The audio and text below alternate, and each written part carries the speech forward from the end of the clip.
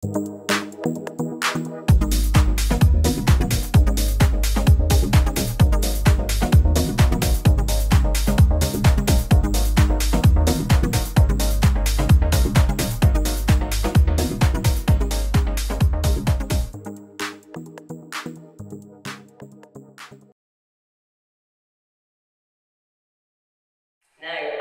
has finally arrived.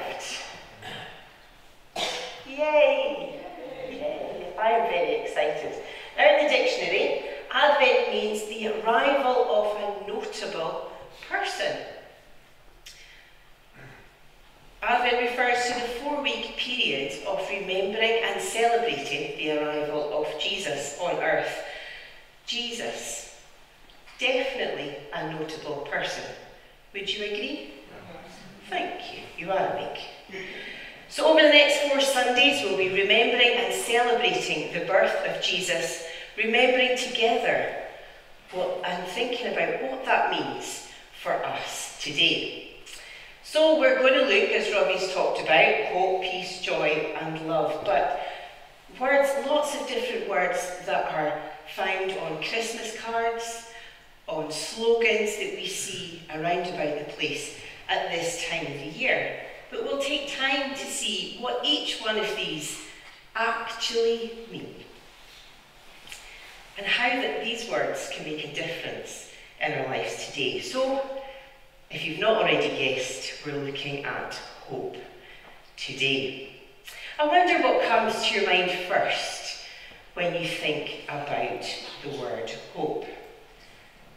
I hope that Robbie's been listening as I've dropped 1 or 2 hints about Christmas presents. I really hope he has. I hope we have a white Christmas. Or maybe not. For some of you will be like, no, I hope we don't have a white Christmas. But driving back from Aberdeen Friday, Scott said, I really hope we have a white Christmas. I hope we manage to have a holiday next year. I hope the electricity bills are not too high. I hope Scotland win the Euros next year. The definition of hope means a feeling of expectation and a desire for a particular thing to happen. After so much disappointment in Scottish football, we have a desire for it to happen, maybe not so much an expectation.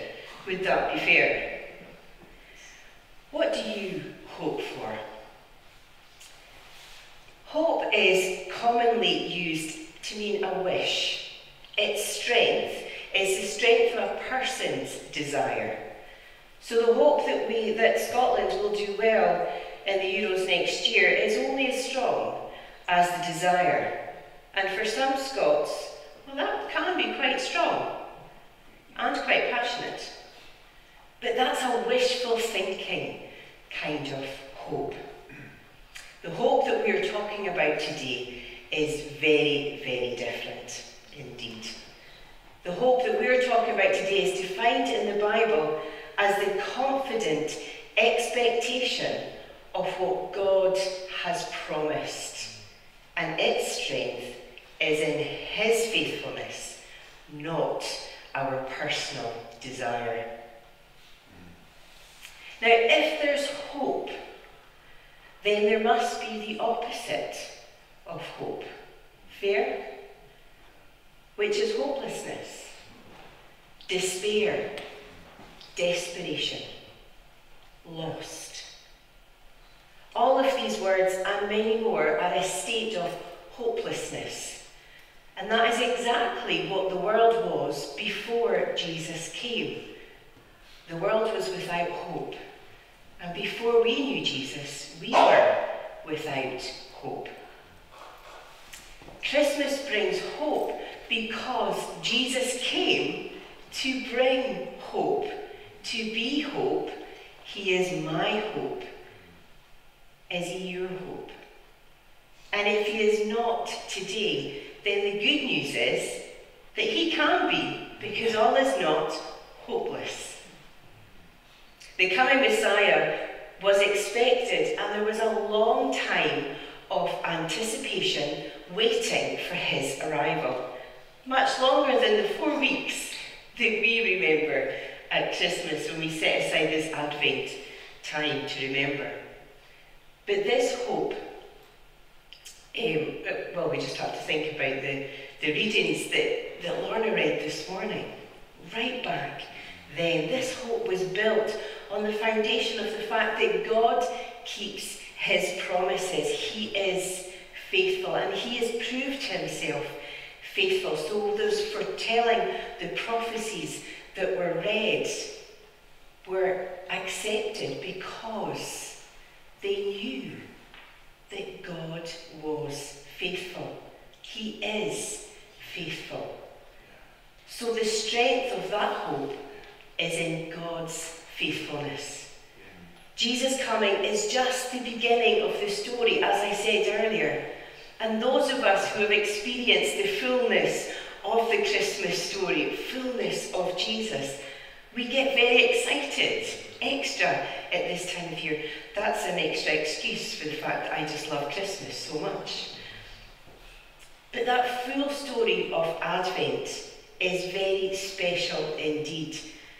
And there should be a real burning passion and desire and excitement for us all at this time of year in our hearts.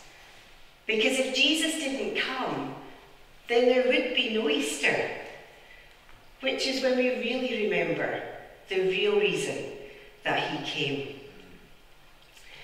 Jesus came to bridge the gap between us and God. Jesus paid the price, the ransom, the penalty on the cross for all the wrong that we had done, that we have done, that we will do, so that we can know real, true hope.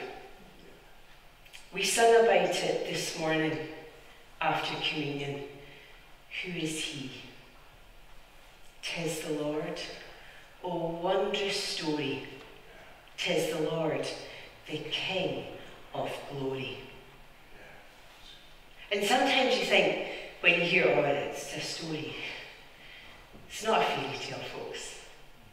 This is true, and this is real. He really came. And there's plenty stuff in history that can prove it. He came, he is real, and he brings hope because he is hope. Hope was given as a gift from God in Jesus, and this is a free gift. Hey, Scots love free things, don't they? It's a free gift. He paid the price, so we don't have to. It's a free gift. The question is, though, will we receive it? We have to receive the gift in order to have it, don't we?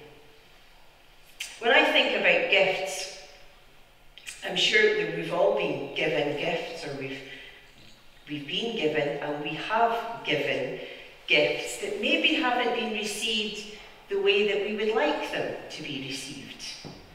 We think, well, this is a great thing for so-and-so, and actually maybe they've already got it, or it's not been received in the right way, the way we had thought about it. And it is all about the giving, yes. I mean, I could tell you, I could stand here and it would take quite a long time. Chatting about the few of the gifts that Robbie's given me over the years. I have to say they have got a little bit better over the last 26 years, but he has been listening to the hints that have been dropped. But I could tell you all about them. It would take far too long. But I could tell you about them, but I won't. But I'm sure you can all think of gifts like that haven't really been received with such great joy and excitement. And they've just sat on the shelf and not been used. I was reminded of the story, the film, I'm sure you've all seen it, or some of you might have, of Toy Story.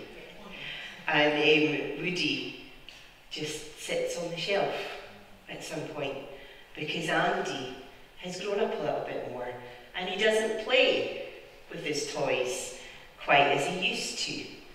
So the toys just end up sitting on the shelf gathering dust. Hope is a gift that God has given us, not to be left on the shelf. It's not to be received and then after a wee while forgotten about or taken for granted, like so many of us can do from time to time. Christmas is not the only time that we should be remembering and reminding each other of the hope that we have. Hope is not just for Christmas. Oh, I forgot to put that one on. There's the gift slide. Right, so here we are. This is 1 Peter chapter 1, verse 3 to 6. And it says, "Praise be to the God and the Father of our Lord Jesus Christ. In his great mercy, he has given us new birth into a living hope through the resurrection of Jesus Christ from the dead, and into an inheritance that can never perish, spoil, or fade. This inheritance is kept in heaven for you, who through faith are shielded by God's power until the coming of the salvation that is ready to be received in the last time. In all this you greatly rejoice, through now for a little while you may have to suffer grief in all kinds of trials." In a world that is broken, families are broken. There seems to be more darkness than light often in times. And the difficulties that we face, and yes, we all have differing types of trials and difficulties that we face. Mine are different from yours. We must hold on to that hope that Jesus has given to us, because it is a living hope, because Jesus is alive. It is living. So Hebrews 10:23 says, "Let us hold unswervingly to the hope we profess, for he who promised is faithful." He is faithful. So we're to hold on to hope. Hold on to that hope and not let go. Keep a hold of that gift he has given us. Hope is not based on our faithfulness. It is based on his faithfulness, because he is always faithful. And we can think back to last week's message when Eric was here, and that illustration that he had of that little boy dropping the book, Stories Jesus Told, and he said, "Oh, I've dropped God." Bless him. We need to hold on to hope, and that anchor, the anchor points as well that Eric referred to last week. Those anchor points where we look back and see God was faithful then. He will be faithful now. We have that hope because we know he was faithful then. He is still faithful. He is the same yesterday, today, and forever. We remember his faithfulness in the past. We remember those anchor points, and we trust his plans for our future. We hold on to hope. Hebrews 6:19 reminds us hope is an anchor for the soul, doesn't it? Firm and secure, that good old Boys Brigade verse. We hold on to that hope. Hope rises when we encounter the light that shatters the darkness. So let's look for his light in the darkness and hold on to the hope that we have in him. Because there can be light in the darkness, because Jesus came and Jesus is light. when Jesus spoke again to the people, he said, I am the light of the world. Whoever follows me will never walk in darkness, but will have the light of life, because he is light.